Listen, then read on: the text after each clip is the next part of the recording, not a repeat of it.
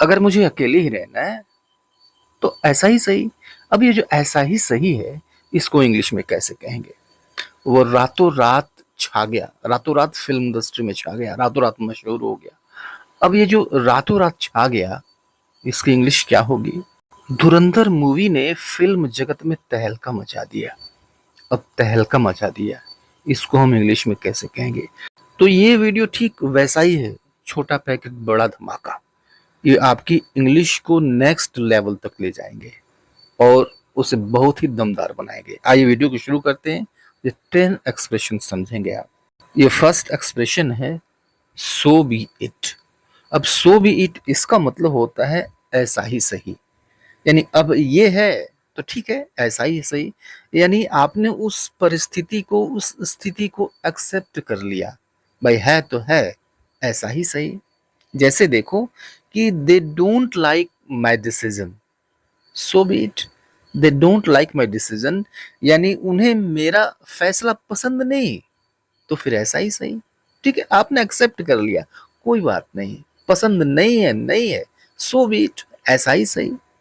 ठीक है, एक दूसरा एग्जांपल सुनो कि if I have to live alone so be it. इसका मतलब क्या निकला कि if I have to live alone, अगर मुझे अकेले ही रहना है, सो बी इट, तो ऐसा ही सही। मैंने एक्सेप्ट कर लिया है, अकेले रहना तो मैं अकेले रहूंगा, कोई बात नहीं, सो बी इट, ऐसा ही सही। ठीक है, एक्सेप्ट कर लिया आपने, उस स्थिति में अपने आप को एडजस्ट करने के लिए तैयार है। ओके, ये दूसरा एक्सप्रेशन देखो, वन वे और अनदर। थोड़ा खुद भी गेस करो कि क्या अर्थ हो सकता है इसका।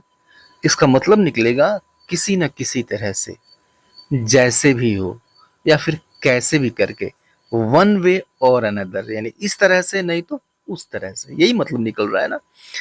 एग्जाम्पल्स देखो, समझ में आएगा कैसे इसे हम यूज करेंगे कि I will finish this work one way और अनदर। मतलब मैं ये काम खत्म करूंगा वन वे और अनदर, या तो इस तरह से नहीं तो दूसरी तरह से, यानी कैसे भी करके, जैसे भी हो, किसी न किसी तरह से इस काम को मैं खत्म करूंगा। एक एग्जांपल और देखेंगे, he'll find the truth one way or another। तो he will find out the truth। तो फाइंड आउट का मतलब होता है पता लगा लेना, ये वो सच्चाई का पता लगा लेगा, उसे सच पता चल जाएगा वन वे और अनदर, यानी किसी न किसी तरह से, जैसे भी हो वह सच का पता लगा लेगा, सच्चाई उसे पता चल जाएगी। ठीक है, नेक्स्ट एक्सप्रेशन देखो, बेटर लेट देन नेवर। अब इसका अर्थ निकल, थोड़ा सा दिमाग लगाएंगे, इसका अर्थ निकल जाएगा, थोड़ी सी बुद्धि खर्च करेंगे। बेटर लेट देन नेवर यानी बेटर लेट, लेट होना अच्छा है, देन नेवर कभी नहीं की अपेक्षा। यानी कोई काम आप कभी नहीं करते हैं, ये अच्छा नहीं है, उससे अच्छा है आप देरी से भले करें। ठीक है, यानी देर आए दुरुस्त आए, यही मतलब निकल रहा है ना। सेंटेंस देखो आप, you finally started learning English, better late than never. मतलब हुआ इसका कि you finally started learning English, यानी आखिरकार तुमने इंग्लिश सीखना शुरू कर दिया, बेटर लेट देन नेवर, देर आए दुरुस्त आए। एक एग्जांपल और भी देखो कि he apologized after 10 years, well better late than never. He apologized after 10 years यानी 10 साल बाद उसने माफी मांगी। 10 साल बाद उसे समझ में आया कि माफी मांगनी चाहिए, उसने माफी मांग ली, well better late than never. खैर, देर आए दुरुस्त आए, सही है ना। अब देखो फोर्थ, देखो वर्ड फॉर वर्ड। ठीक है, वर्ड फॉर वर्ड मीन्स शब्दशः, यानी ठीक वही शब्द में, उसी शब्द में लिख देना या फिर दोहरा लेना, रिपीट कर देना, शब्दशः एक एक शब्द करके। ठीक है, जैसे he repeated word for word, he repeated word for word, यानी उसने शब्दशः दोहरा दिया, शब्दशः उसने रिपीट कर दिया, एक भी शब्द इधर उधर नहीं हुआ। वर्ड फॉर वर्ड, ध्यान दीजिएगा, वर्ड फॉर वर्ड होता है, वर्ड टू वर्ड नहीं होता। बहुत सारे लोग वर्ड टू वर्ड यूज कर लेते हैं, लेकिन वर्ड फॉर वर्ड होता है। लेकिन डे टू डे होता है, फेस टू फेस होता है, डोर टू डोर होता है, door to door campaign, back to back होता है, मीन्स लगातार या फिर बिना गैप के, तो बैक टू बैक होता है। ठीक है, लेकिन यहाँ पे वर्ड फॉर वर्ड होता है, तो उसने शब्दशः दोहरा दिया, don't translate English word for word into Hindi, यानी अंग्रेजी को हिंदी में अनुवाद शब्दशः मत करो। ठीक है, ऐसा नहीं होता है, शब्दशः करोगे तो अर्थ का अनर्थ हो जाएगा, अलग अर्थ देने लगेगा। नेक्स्ट फ्रेज देखो, नेक्स्ट ईडियम है to wrap someone around one's finger. अब इसका अर्थ निकालो भाई, क्या निकलेगा कि to wrap someone around one's finger, wrap means लपेटना होता है, समवन किसी को, लपेटना, अराउंड वंस फिंगर यानी अपनी उंगलियों के चारों तरफ। ठीक है, अपनी उंगलियों के चारों तरफ किसी को लपेटना, और साफ साफ शब्दों में कहें तो हम कहेंगे किसी को उंगली पे नचाना। ठीक है, एग्जाम्पल देखो, आप समझो कैसे हम इसे यूज करेंगे कि his wife has him wrapped around her little finger. Okay, little finger होता है, लिटिल फिंगर, पिंकी फिंगर, तो his wife has him wrapped around her little finger, यानी उसकी पत्नी उसे अपनी उंगलियों पर नचाती है। देखिए कैसे यूज किया गया है, इसको कितनी अच्छे तरीके से यूज किया गया है। एक एग्जाम्पल और भी देखो कि don't get wrapped around her little finger, यानी उसकी उंगली पर मत नाचो। डोंट गेट रैप्ड कैसे यूज किया गया, ध्यान दीजिएगा इस बात को, आप भी यूज करें इसी तरीके से। नेक्स्ट देखो, नेक्स्ट फ्रेज है, फ्रेज क्या है, सेंटेंस ही है ये, what is done is done. तो what is done is done means जो हुआ सो हुआ, जो हुआ, जो हो गया सो हो गया, जो हुआ सो हुआ, बीती ताही विसार दे आगे की सुध ले, इसका मतलब ये हुआ। तो व्हाट इज डन, जो हुआ सो हुआ, what is done, think about what comes next. ठीक है, यानी जो हुआ सो हुआ, अब आगे की सोचो, आगे की सुध लो, जो हुआ सो हुआ, जाने दो उसको। What is done, it is no use regretting, जो हुआ सो हुआ, it is no use regretting, यानी अब पछताने का कोई फायदा नहीं है, जो हो गया सो हो गया, राइट। इसी तरह का एक एक्सप्रेशन और होता है, what is done can not be undone. मतलब हुआ इसका कि जो हुआ, व्हाट इज डन यानी जो हो गया, can not be undone, undone means उसे अंडू नहीं किया जा सकता, उसे उल्टा या बदला नहीं जा सकता। ठीक है, इसका मतलब ये है। ये नेक्स्ट एक्सप्रेशन देखो कि अ क्लोज कॉल। ठीक है, अ क्लोज कॉल का मतलब होता है कोई खतरा बहुत करीब से, या फिर कोई दुर्घटना या फिर कोई खतरा बहुत करीब से निकल जाए, आपको छू कर निकल जाए, आप बाल बाल बच जाए, होते होते रह जाए। जैसे ये एग्जांपल देखो आप कि the car almost hit us but it was a close call, यानी कार ने हमें टक्कर मार ही दिया था लेकिन हम बाल बाल बच गए।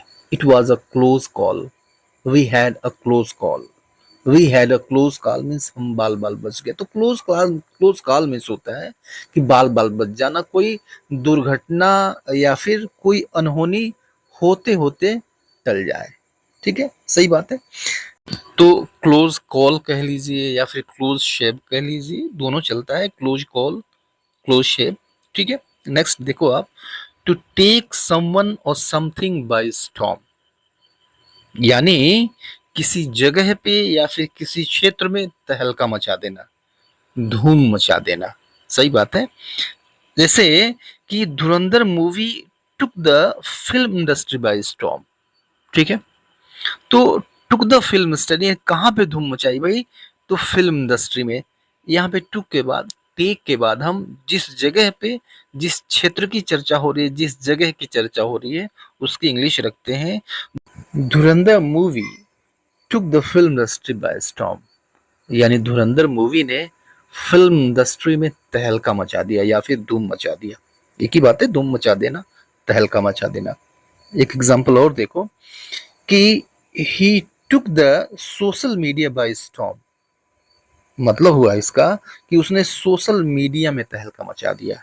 तो टेक के बाद हम यूज करते हैं वह क्षेत्र या फिर वह जगह जहां पे किसी व्यक्ति ने या फिर किसी चीज ने तहलका मचा दिया। सही बात है। ठीक है, नेक्स्ट आप देखो कि ओवरनाइट सेंसेशन। ओवरनाइट सेंसेशन, इस ओवरनाइट सेंसेशन का मतलब होता है कि किसी चीज का या फिर किसी व्यक्ति का रातों रात मशहूर हो जाना। तो रातों रात का मतलब होता है रातों रात, एक ही रात में नहीं बल्कि बहुत जल्दी। इसके कहने का सेंस ये है बहुत जल्दी कोई आदमी या फिर कोई चीज मशहूर हो जाए, राइट।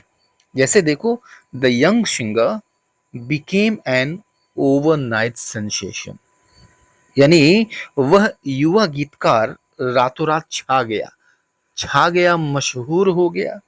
ठीक है, तो मशहूर हो जाना, छा जाना। एक एग्जांपल और देखो कि the video made her an overnight sensation. ठीक है, यानी वीडियो ने उसे रातों रात मशहूर कर दिया, उसको ओवरनाइट सेंसेशन बना दिया, रातों रात उसे मशहूर कर दिया। ठीक है, और ये नेक्स्ट एक्सप्रेशन देखो, to set something on fire. अब इसके दो मतलब निकलेंगे। पहला मतलब तो ये निकलेगा कि आप सचमुच किसी चीज में आग लगा दें, उस चीज को आग के हवाले कर दें, वो हो गया to set something on fire. और एक चीज होता है धूम मचा देना या फिर तहलका मचा देना, वही पिछला वाला अर्थ वही सेम है, धूम मचा देना या फिर तहलका मचा देना। अरे यार उसने तो स्टेज पे आग लगा दिया, मतलब स्टेज पे उसने धूम मचा दिया। ठीक है, एग्जाम्पल देखो आप कि someone set the building on fire. ये तो इसका असली वाला अर्थ है कि someone set the building on fire, यानी किसी ने बिल्डिंग में आग लगा दी। ठीक है, एक तो इसका असली वाला अर्थ हो गया। अब ये दूसरे तरह का अर्थ देखो, the newcomer batsman set the field on fire, यानी न्यू कमर बैट्समैन ने, न्यू कमर नए आए हुए बल्लेबाज ने फील्ड में आग लगा दी। तो आग लगाई क्या वास्तव में? नहीं, उसने तहलका मचा दिया यार, धूम मचा दी उसने फील्ड में ही। The newcomer batsman set the field on fire. ठीक है, एक दूसरा भी एग्जांपल देखो कि the singer set the stage on fire. मतलब हुआ इसका कि सिंगर ने स्टेज पर आग लगा दी। तो आग लगा दी मतलब धूम मचा दिया, तहलका मचा दिया। गायक ने स्टेज पर तहलका मचा दिया। ठीक है, तो आज इतने ही रहने देते हैं, नेक्स्ट वीडियो में मिलते हैं, तब तक के लिए goodbye and take care.